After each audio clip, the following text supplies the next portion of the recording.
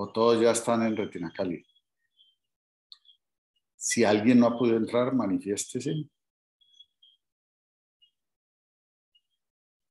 Asumo que todos están. Entonces damos clic en educación.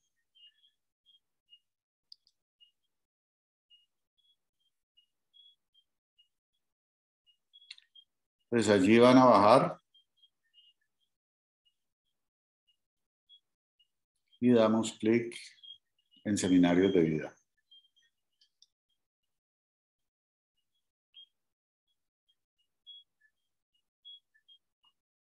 Allí van a bajar en el índice hasta cómo construir una práctica quirúrgica.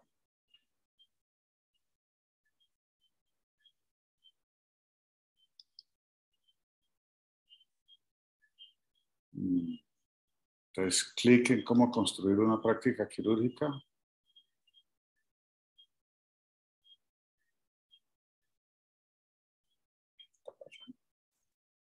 Ahí ya está. Ustedes deben caer aquí.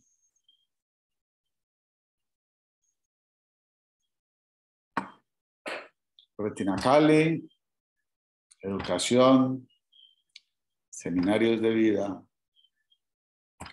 cómo construir una práctica quirúrgica. Clic en cómo construir una práctica quirúrgica y deben llegar aquí. Si hay alguien que no ha llegado aquí, manifiéstese ya. Asumo que todos los demás están aquí. Entonces arrancamos con este cuestionario. La oftalmología es una especialidad quirúrgica. Quien no hace cirugía se puede considerar un fracasado. ¿Sí o no? ¿Está de acuerdo con esa frase o no está de acuerdo? Segunda frase, oftalmólogo que no hace cirugía está condenado a la pobreza eterna. ¿Es verdad o no es verdad?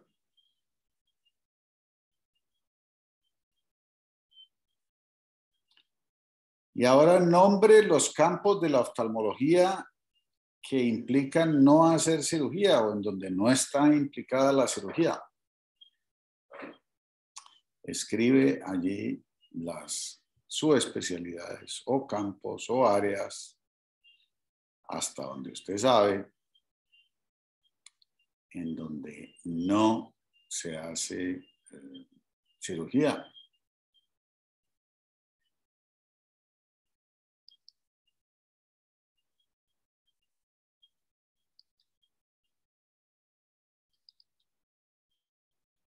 Y envían, ¿no? Envían el... No van sino 6. Y entiendo que hay como 16. Entonces, esta es una metodología que vamos a usar, entonces necesito que estén seguros de que se familiarizan con ella y superan, digamos, la etapa de no saber dónde están. Entonces, si hay alguien, no se sienta mal, si no pudo, si no entendió, si no le funcionó, dígalo. Porque ya van 13. Entonces faltan, a ver, son 20 participantes. Supongo que, pues no solo los residentes pueden participar todos, ¿no? Porque pues la idea es que discutamos. Es que esto sea una cosa discutida. Entonces tengan rapidito la mano en el clic del micrófono para opinar. Entonces la oftalmología es una especialidad quirúrgica. Quien no hace cirugía puede considerar un fracasado. Hay uno que opina que sí, que eso es verdad. Y me imagino que es la misma persona que opera, que está condenada a la pobreza eterna.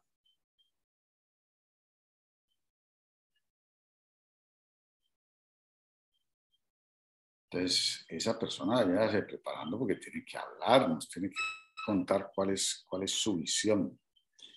Miren aquí los campos que o no tienen cirugía o tienen muy poquita. Hay ecografistas como el doctor Osoinik, que no solo se volvieron muy famosos y escribieron los libros, hicieron los cursos de ecografía, sino que asesoraron, patentaron y se volvieron muy prósperos siendo solo ecografistas.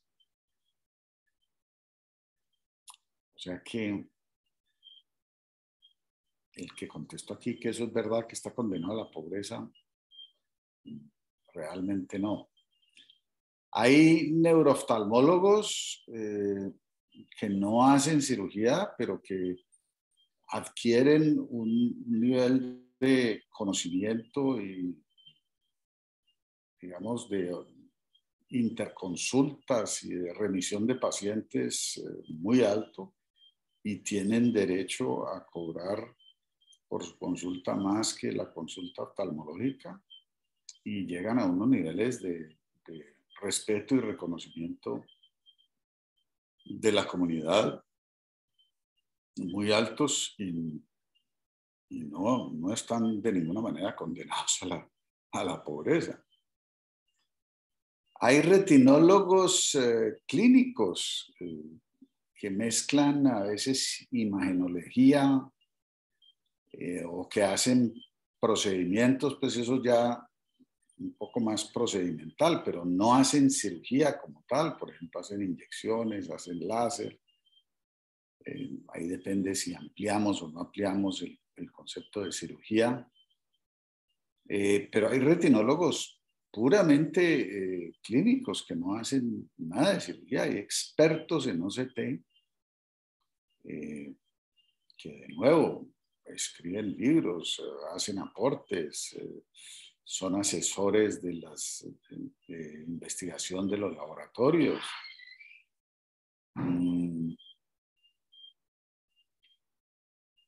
Todas las ayudas diagnósticas. Los que hacen carreras administrativas, los directores de hospitales, de centros, de unidades. Uveitis es otro campo, aunque muchos de las personas que hacen uveitis hacen o han hecho retina, pues sí hacen toda la cirugía de uveitis, ¿sí? Rehabilitación visual es un campo muy importante y ustedes tienen allí, pues están los técnicos de rehabilitación visual, los que trabajan, pero oftalmólogos que están pensando y desarrollando ideas y equipos de rehabilitación pueden llegar a ser sumamente exitosos, tanto profesionalmente como económicamente. La patología ocular, pues yo conocí uno de los primeros oftalmólogos que me indujo a mí muchísimo respeto fue el doctor Contreras de Perú, que tenía un laboratorio en Lima, un laboratorio de patología ocular muy elemental, muy primitivo, pero con un interés y una dedicación por la patología y una capacidad para coleccionar, analizar y enseñar patología extraordinarios. El doctor Contreras llegó a ser un personaje súper exitoso y a ser dueño de toda una clínica, de toda una organización con patología ocular. No se diga la genética, pues el que se dedique allí está viendo el futuro. Y es posible que eso implique hacer cirugía, pero yo creo que es mucho más interesante el genetista que sepa genética, ¿sí? Ayudas diagnósticas, pues ese es un campo, pero suele ser más especializado, ¿no? Entonces, como está organizado esto, es que aquí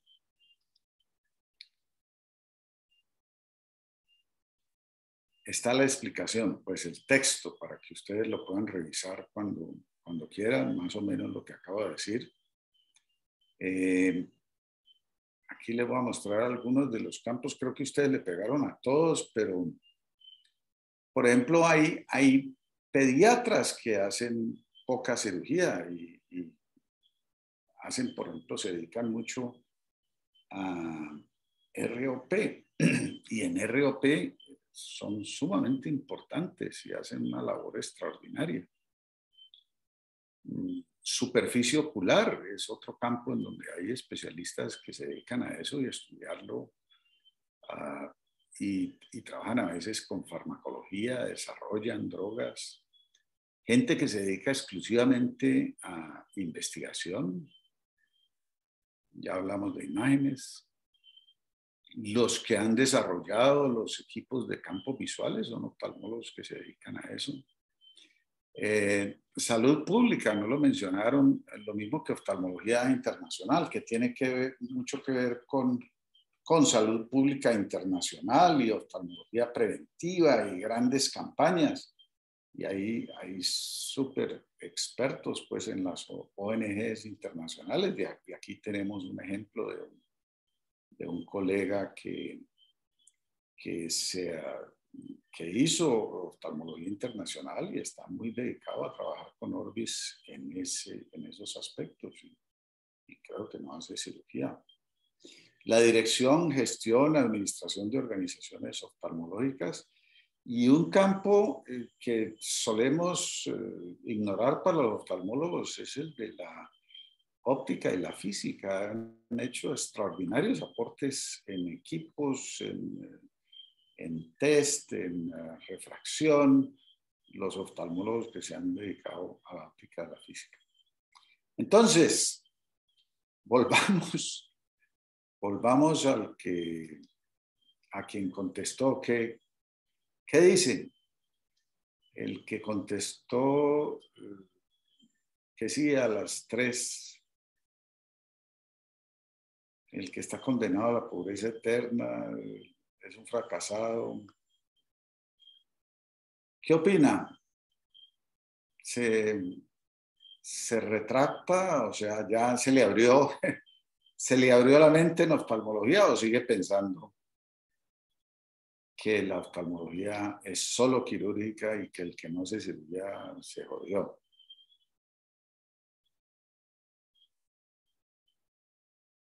No quiero opinar, porque aquí no se trata no, entonces me aplancharon, soy minoría.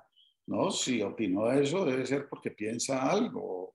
No, yo realmente no había pensado en esos campos, pero pues sería muy bueno que nos compartiera por qué cree eso, lo sigue creyendo o lo creyó hasta hace un rato.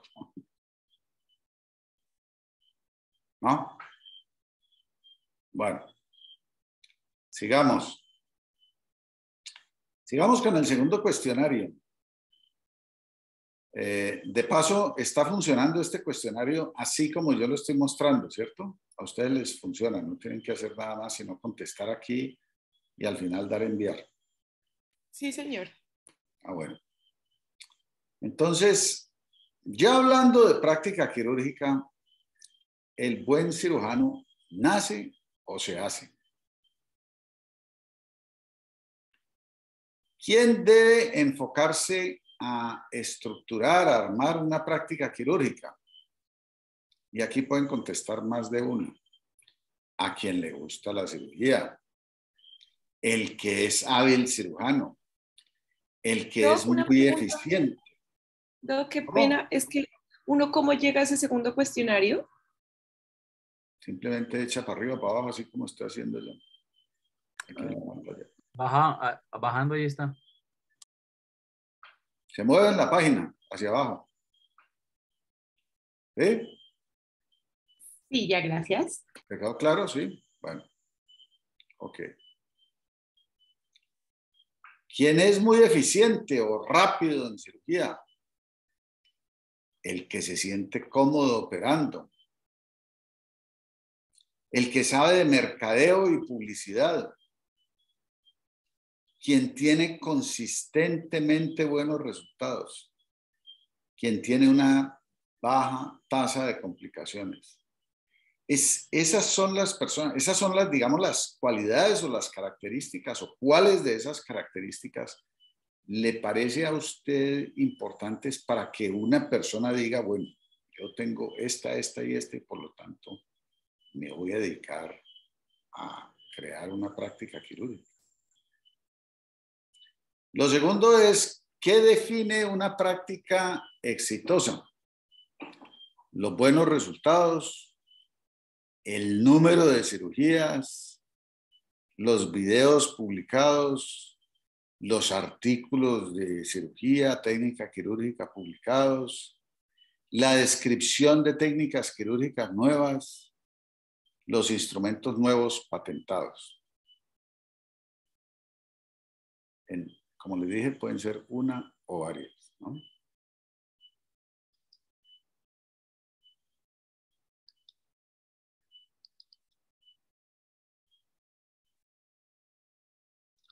Respuestas 11.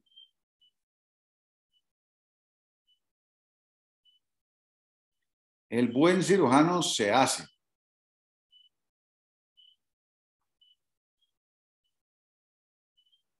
¿Hay más respuestas? Bueno, no hay duda que hay gente que tiene naturalmente más habilidad con las manos que otros. A algunos se les hace más difícil. Algunos requieren más trabajo, más esfuerzo. Pero definitivamente todo el mundo puede convertirse en un buen cirujano. Es cuestión de seguir la metodología correcta y de dedicarle tiempo, ¿sí? Y hacer todos los pasos y ponerle atención a la técnica quirúrgica. Se los digo porque yo he conocido personas en residencia y en fellow que en cierto momento me dicen, no, doctor, yo definitivamente no pude con esto. Esto no es conmigo. Yo me siento muy mocho, muy incapaz. Y los he sentado y les he dado digamos, una instrucción de qué es lo que hace un buen cirujano y cómo convertirse en un buen cirujano. Finalmente me creen, se dedican, le ponen la paciencia y hoy en día son cirujanos exitosísimos y de altísimo volumen, súper sobrados en su campo. Y fueron personas que en un momento dado estuvieron dispuestas a renunciar no solo a cirugía, sino a la oftalmología, porque consideraban que no podían, ¿sí? Entonces,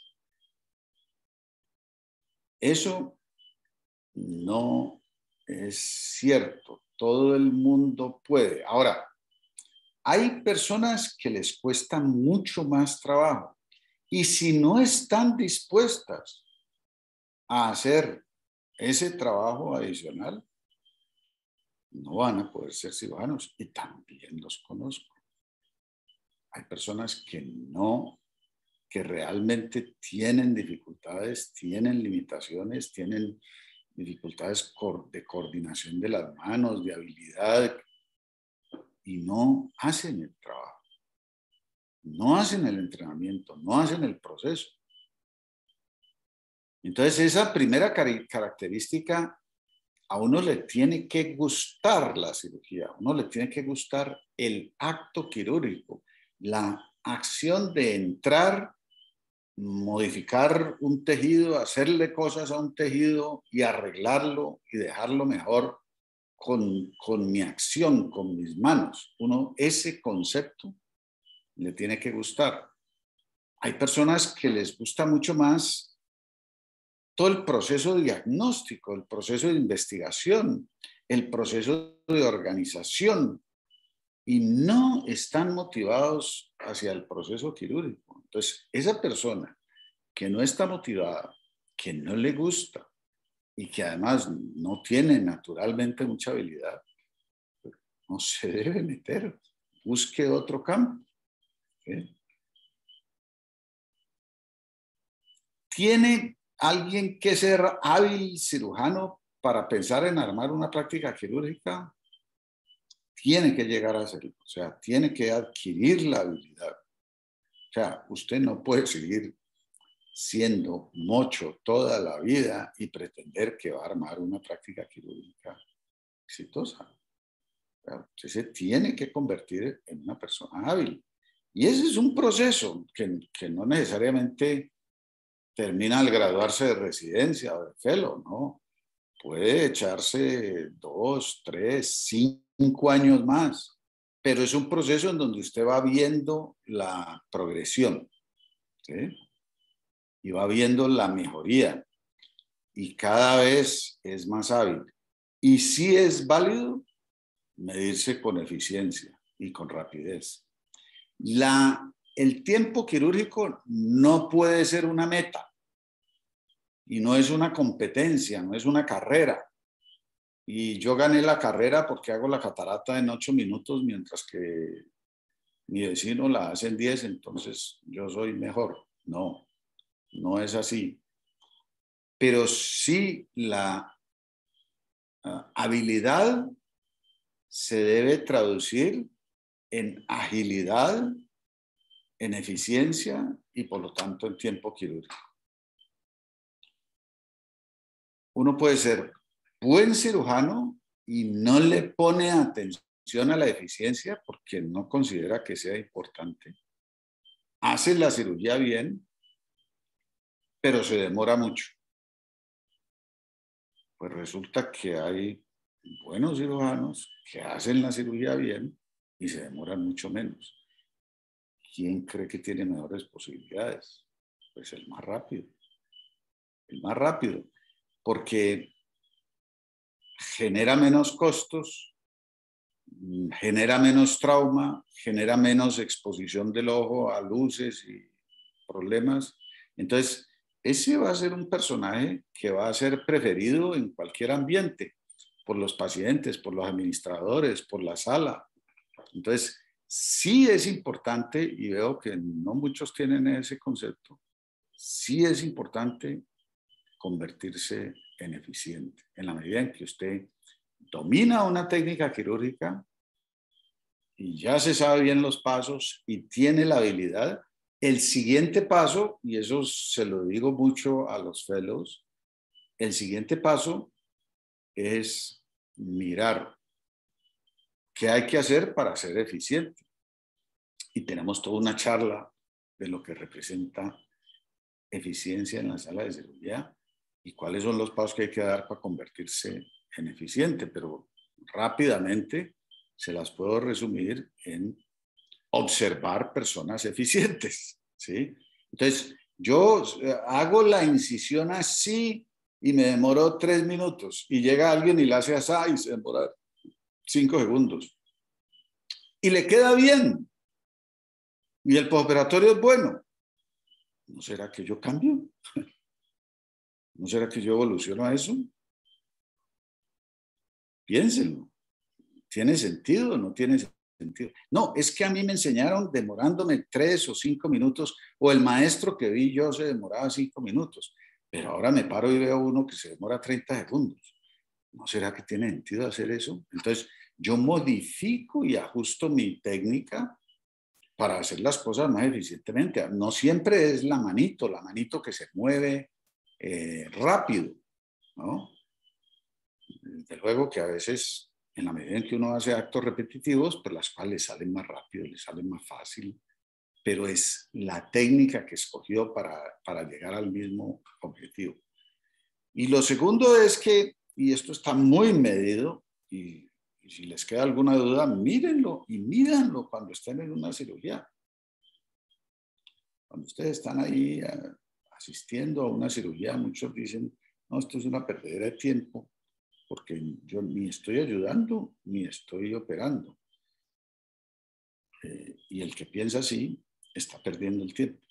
Pero el que está mirando todos los detalles de la cirugía, desde la organización de la sala, la ubicación del instrumentador, la forma como el instrumentador organiza sus instrumentos, cómo los pasa, la agilidad con que los pasa, los pasos que el cirujano, lo que está el cirujano hablando y diciendo, cómo prevé los 2 o 3 siguientes pasos, cómo la mente debe ir siempre 2 o 3 pasos adelante de lo que se está haciendo para no tener tiempos muertos. ¿No? Yo no espero a que llegue el momento para decir, necesito una pinza de mini o trata que uno sabe que está por allá guardada en el almacén y se van a demorar 3 o 4 minutos en traerla.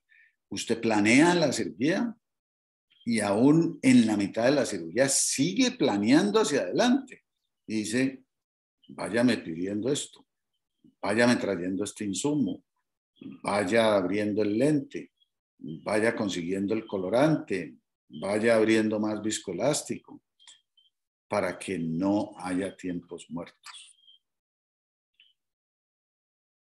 Una práctica quirúrgica se puede armar con mercadeo y publicidad, sí. Y hay personas que le dan ese enfoque, o sea, basta con que yo llegue y ponga avisos en los periódicos, en la radio, de mi entrenamiento. Eso se puede hacer pues éticamente o se puede hacer no éticamente, prometiendo cosas que no son, autocalificándose como el mejor,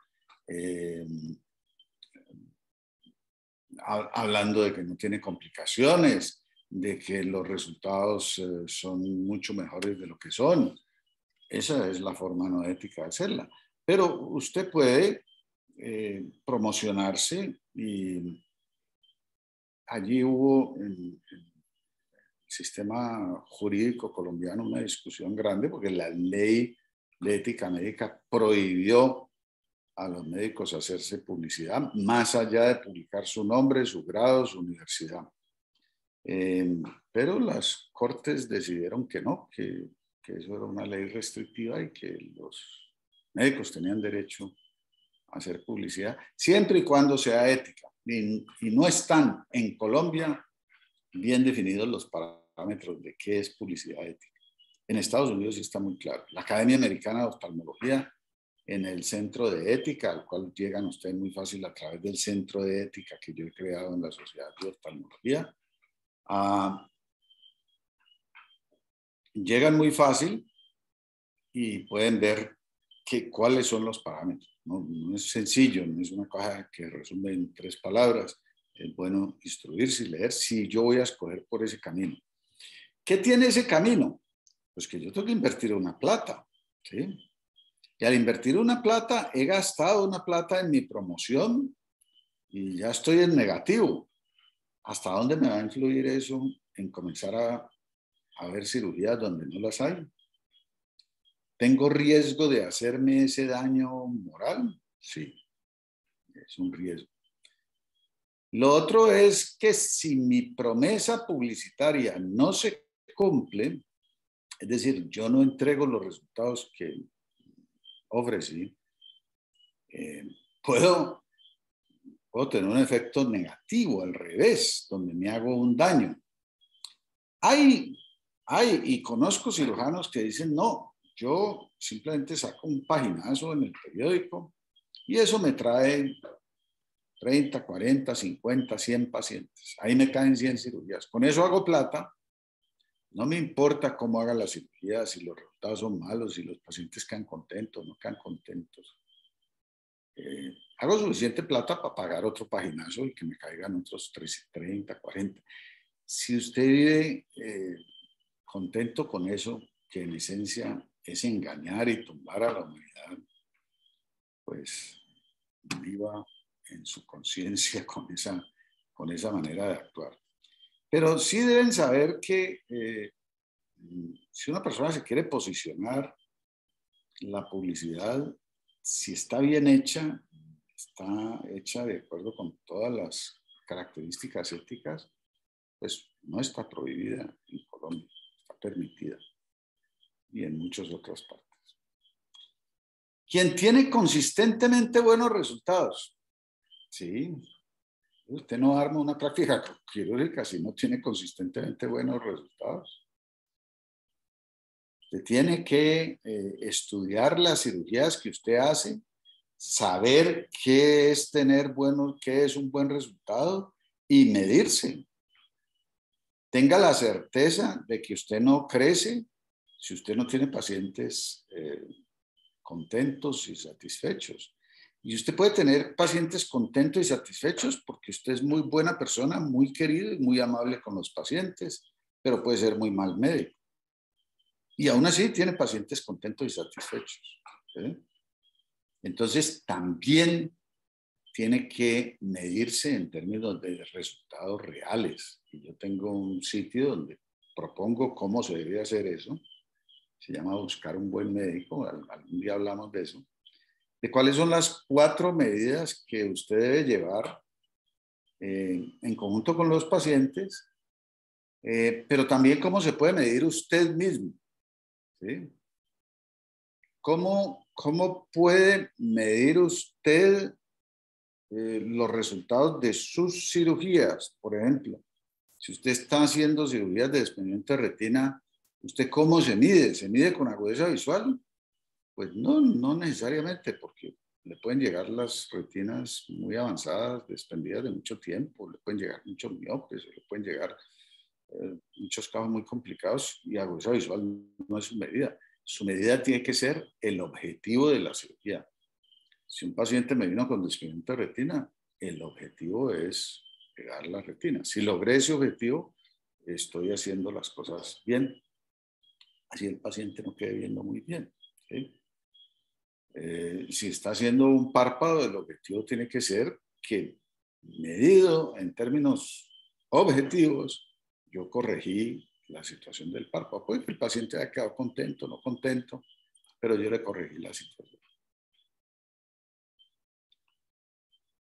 ¿Y qué define que una práctica quirúrgica sea exitosa?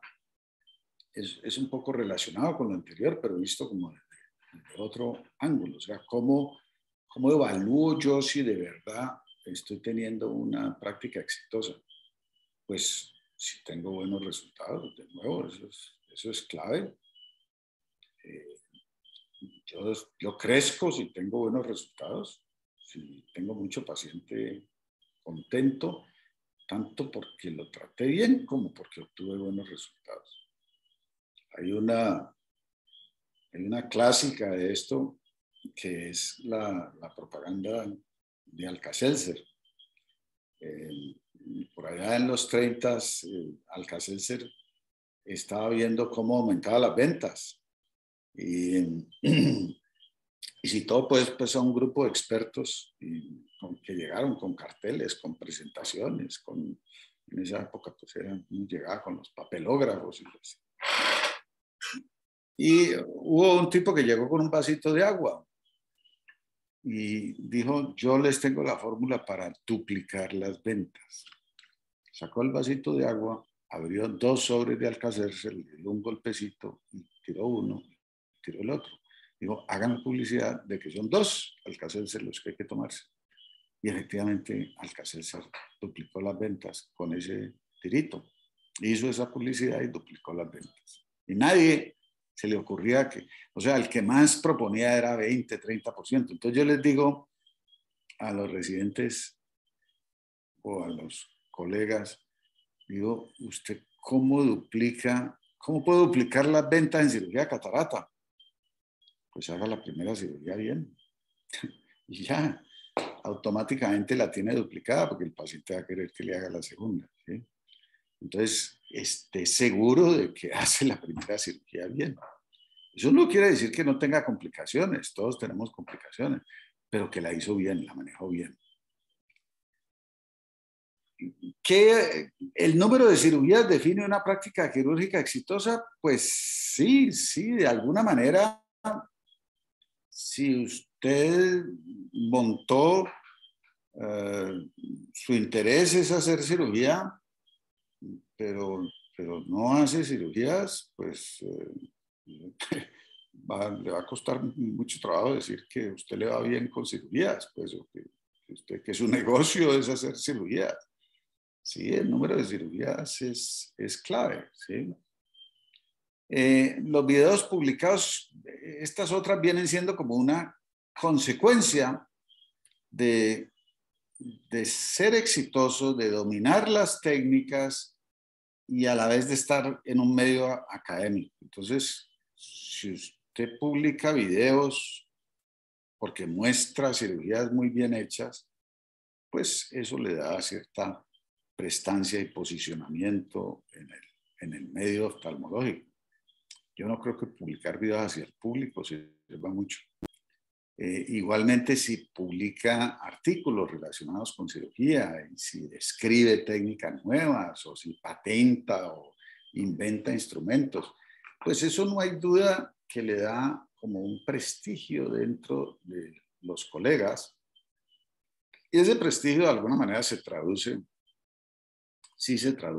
en que su práctica, o sea, adquiere más respeto, le remiten más, y usted va concentrando y se va enfocando en su práctica. Entonces, aquí está la discusión, la pueden leer, ¿no? Y el último punto, echan para arriba, es: para aumentar el volumen de cirugía, ¿es válido pagar a optómetras, médicos o colegas oftalmólogos por remisión de pacientes para cirugía? ¿Está de acuerdo, en desacuerdo o depende? ¿Hay diferencia entre pago por remisión y honorarios compartidos por comanejo? Si hay diferencia, no hay diferencia, o sea, eso es lo mismo. Depende. Ante una situación económica apremiante, ¿es válido ser un poco más laxo en la indicación de procedimientos profilácticos? Por ejemplo, hago un poquito más de iriectomías periféricas, esos hipermétropes que no son del todo ángulos estrechos, pero pues que tienen una camarita ahí. Entonces, como estoy necesitado, comienzo a pisar un poquito la raya del otro lado. El buen cuidado posoperatorio se hace citando al paciente para revisarlo muchas veces y por largo tiempo. ¿Está de acuerdo o en desacuerdo? O depende. Se puede considerar que una práctica es exitosa cuando las citas en consulta están a 6 meses y las de cirugía están a 3. ¿Está de acuerdo, en desacuerdo o depende? Una práctica quirúrgica es exitosa cuando el cirujano está haciendo al menos 2 procedimientos al año, entre 200 y 500, entre 500 y 800, más de 800. Y vuelvo y les dejo el depende ahí.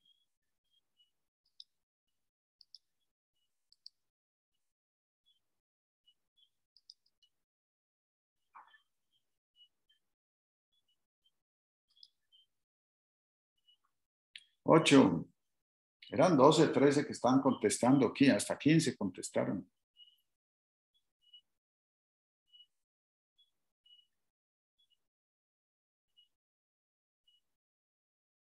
No va a haber más, 9. 10. Y que lleguemos siquiera a 12, pues.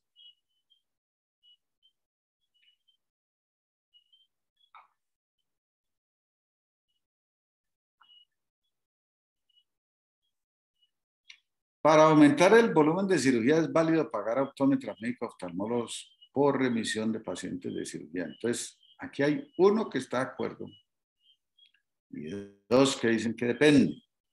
Entonces, aquí sí les pido que hablen. Me digan por qué. Y los que pusieron que depende, ¿depende de qué? Antes de yo darles mi opinión.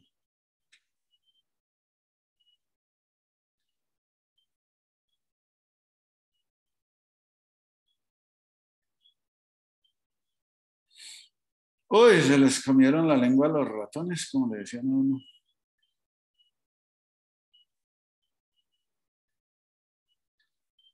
Tienen que participar, ole. Me tienen seco aquí, ustedes no hablan, me tienen seco aquí hablando.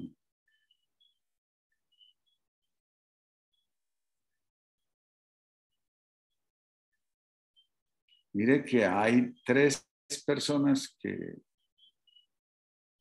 no están en desacuerdo. Algo deben tener en la mente, algo deben pensar. No lo guarden. Bueno.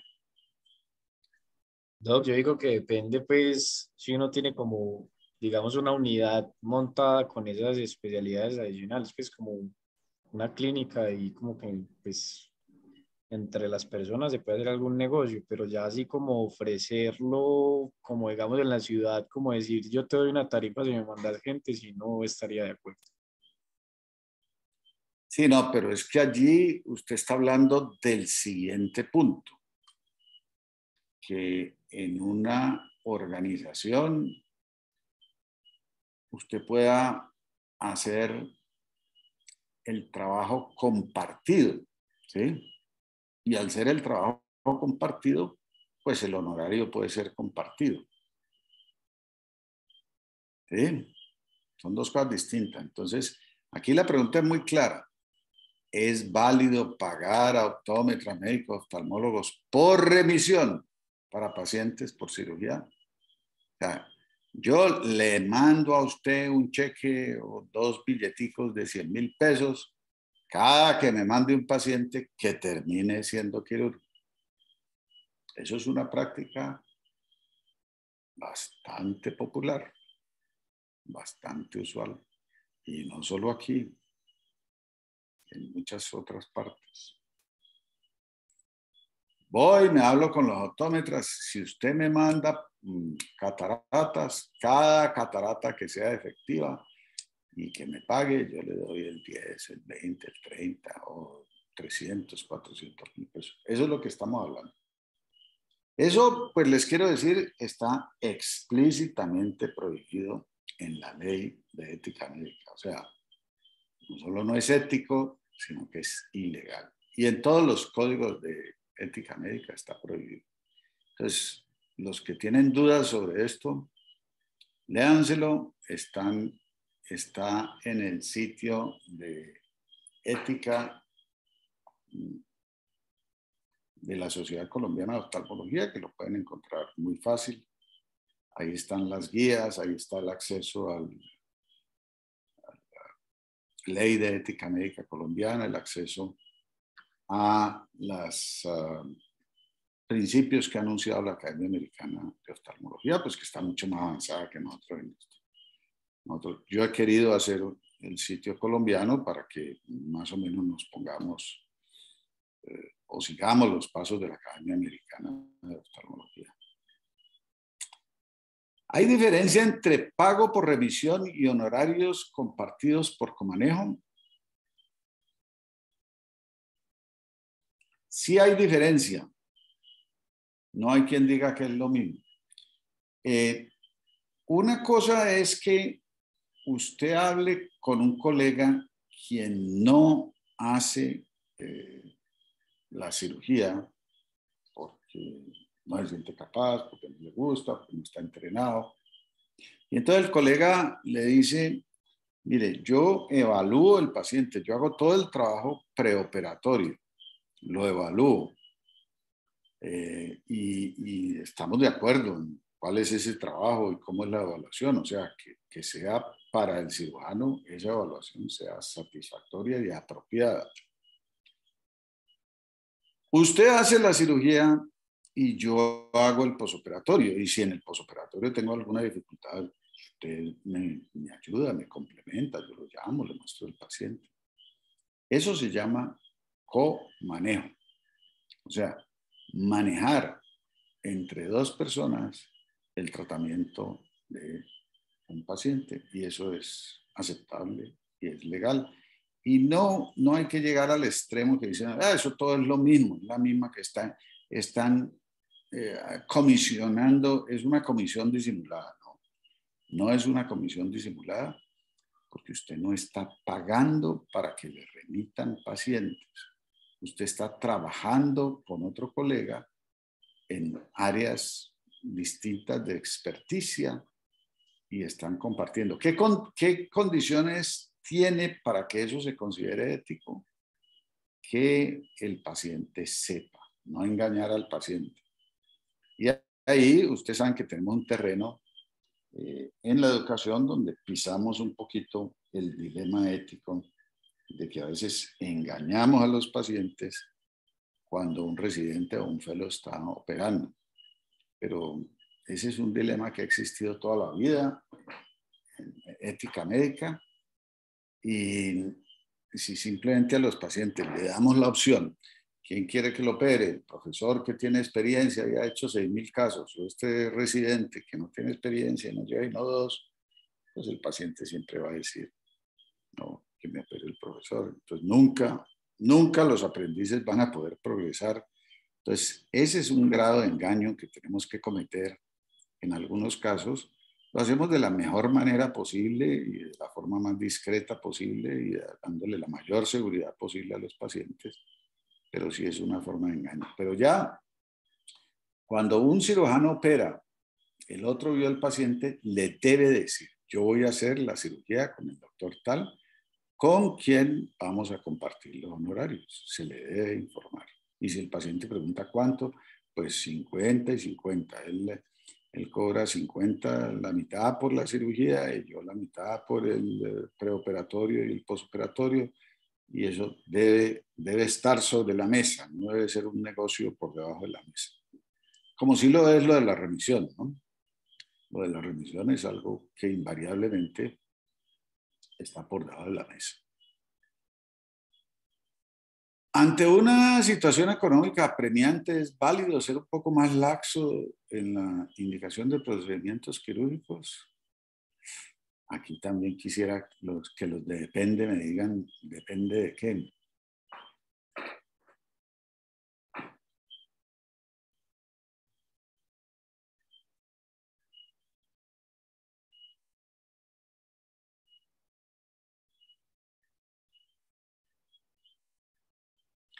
Porque yo les digo, este es un terreno como el de las mentiras, el de los engaños.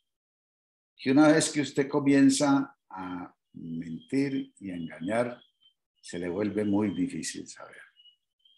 En el momento en que usted pisa la raya de la ética en las indicaciones, comienza a confundirse, se le vuelve muy difícil saber qué es lo correcto y qué no es lo correcto.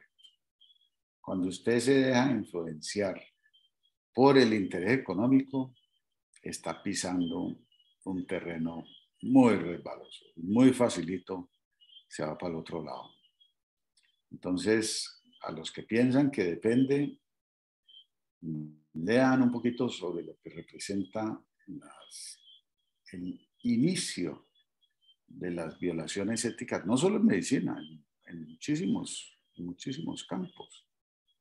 El campo que está muy de moda es el de la asesoría financiera y todos esos ladrones financieros, y el de la política. No, es que es esta vez nomás, es que es este mes, porque este mes necesito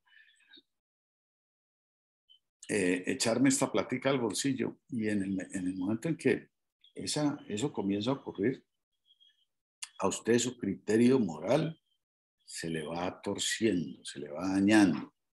Llega un momento en que no lo tiene. Entonces, no debe depender nunca una decisión de su interés económico.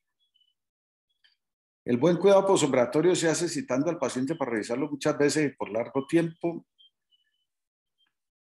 De acuerdo, nadie, depende la gran mayoría. Sí, desde luego que depende del tipo de cirugía, pero en general les quiero decir que el buen cuidado postoperatorio no consiste en ver el paciente muchas veces. Consiste mucho más en educar al paciente para que evalúe los síntomas que le indiquen que la cirugía está presentando un problema. Aquí, desde luego, glaucoma se sale un poco de ese tema y seguramente fue lo que pensaron muchos de ustedes, porque glaucoma es una entidad en donde al paciente le cuesta mucho trabajo saber cómo va. Pero en casi todas las demás, la cititis crónica no lleva a mejor cuidado postoperatorio. Citar y citar y citar al paciente, en mi criterio, puede llevar a peor cuidado, porque el paciente no se educa en los síntomas y cuando presenta el síntoma decide esperar a la siguiente cita, porque es que a él lo están viendo cada mes, o cada 2 meses, o cada 3 meses, y a veces se pierden una cantidad de días preciosos para poder actuar. Entonces, para mí es mucho mejor cuidado ver al paciente estrictamente lo necesario, dedicarle en esa última consulta un tiempo a explicarle qué es lo que debe él valorar y seguir, y tener el consultorio disponible y las puertas abiertas para cuando el paciente llame y consulte. Y cuando usted, en su afán de llenarse de citas, porque necesita llenar su agenda y sentir la tranquilidad de que está lleno de citas, resulta que su consultorio está cerrado y no hay citas. Y cuando llama al paciente que necesita con el problema que tuvo en el postoperatorio, pues no, su secretaria no le da entrada. ¿Sí?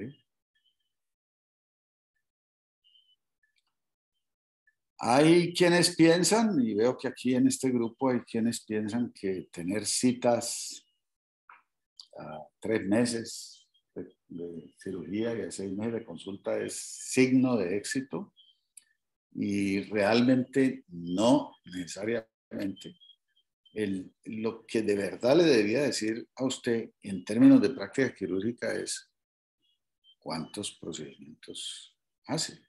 ¿Sí? Entonces, yo he tenido, por ejemplo, comparaciones con colegas que se sienten muy orgullosos porque tienen las citas, colegas de retina, ¿no? Tienen las citas a 3 meses de cirugía y las de consulta a 6. Y se consideran que están en el curvito porque están en esa situación. Entonces, fíjense qué pasa en especialidades como retina si usted tiene la cita a 3 meses de consulta. ¿Qué le pasa a los desprendimientos de retina? A los agujeros maculares, a las retinopatías diabéticas, no se diga a la endoftalmitis, a los cuerpos intraoculares? Pues que les va a ir muy mal. Entonces sus resultados van a ser muy malos, porque a todos los va a tratar muy tardíamente. Si sus citas están a 6 meses de consulta, y si una vez que ve el paciente se demora 3 meses para programarlo, ¿qué va a pasar con sus resultados?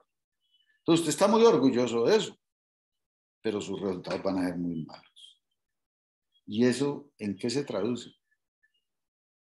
Probablemente que usted tiene asignados, usted es muy psicorrígido con su planeación y tiene asignados unos tiempos para cirugía muy insuficientes. Y que usted no tiene la flexibilidad de trabajar más duro cuando hay más demanda y bajarle cuando hay menos demanda, porque medicina no es una demanda constante. Las cosas se presentan por brotes. Entonces, usted le presentó un brote y como es un psicorrígido y no fue capaz de trabajar más duro esa semana o abrir un sábado, entonces ya eso le estiró la programación de cirugía y usted se siente feliz y dichoso. Y entonces les decía, yo me he comparado con colegas en la época en que yo hacía urgencias, trabajaba duro, hacía cirugía todos los días. Y le pregunto al colega, ¿y vos cuántos procedimientos haces en el año? Muchas veces no saben, ¿no? No los tienen en la cabeza. Pero forzándolos, dice 120, 150, no, muy bien, a mí me da muy bien. Porque es que mira que yo tengo las citas a tanto. Y yo les he contestado, ¿sabes para cuándo tengo citas yo? Toda la vida, a hoy. Si a mí me llama un paciente que tiene algo urgente, tengo citas para hoy. Esa es la instrucción que tiene mi secretaria. Véngase ya para acá. ¿Qué pasa con esa actitud? Pues que los problemas urgentes se resuelven urgentemente y los resultados son mucho mejores.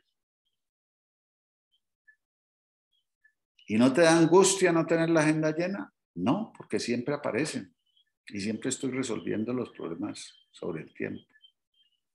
Pero entonces, ¿qué volumen de cirugía hace usted? Pues 800. Ese era el volumen, comparado con los 120, 150 del que estaba muy orgulloso. Y aquí viene la medida. Algunos de ustedes dicen al menos 200 procedimientos al año. Yo les diría que ese es muy estándar en oftalmología, 200. Que 200 a 500, y claro, depende de la especialidad, no hay duda. Es bastante bueno. Y que 500, 800, pues ya es una persona muy posicionada y con una estrategia, como les menciono, una estrategia apropiada para darle entrada a los pacientes que requieren cirugía y para programar las cirugías eficientemente. Y eso requiere flexibilidad. Requiere que su sala sea flexible y que usted sea flexible. Nosotros estuvimos muchos años, o hemos tenido muchos años de pelea en la clínica, porque el cirujano dice, es que la sala no me da cupos. Y uno le pregunta, ¿qué es que no le da cupos? No, pues que yo necesito operar los jueves de 2 a 4. ¿Sí? Pero ¿y si usted tiene una urgencia y usted llama a cirugía y le dicen que el jueves de 5 a 7? Ah, no, yo no puedo. Yo a esa hora no puedo. ¿Y por qué no puede? No, porque tengo consulta. ¿Y no puede correr la consulta? No, yo no puedo correr la consulta. Entonces, ese tipo de actitudes, de maneras de manejar la práctica es lo que lleva a que la gente no construya una práctica quirúrgica. Yo estando en retina, siempre tuve la actitud, estoy disponible al día, ¿sí? Y si el paciente me llama por la noche, entonces mañana lo veo media hora antes de empezar consulta, pero no le digo no tengo citas. Y si me llama por la tarde, entonces me quedo media hora más después de terminar consulta. Y estoy dispuesto y acepto eso. Y si la cirugía es urgente, la hago ese mismo día. Y si me estoy atrasando, entonces meto un sábado y descongestiono para mantenerme siempre disponible y descongestionado. ¿Cómo percibe eso la comunidad y el paciente como servicio? ¿Cuáles son los resultados? Pues mucho mejores. ¿Qué implica? Que hay que joderse un poco, pero eso es el servicio, eso es dar servicio. Entonces, si usted se mete de psicorrígido y no da un servicio adecuado, pues no le va bien. Bueno, Lamento la poca participación de ustedes, ¿no? Este modelo, que era un modelo participativo, era como para forzarlos un poco a participar, a que participen. Espero que en las próximas, porque voy a seguir manteniendo el modelo, participen más. Buenas noches. Chao, gracias. Gracias. Gracias, Doc. Gracias, doctor. Muchas gracias. Gracias.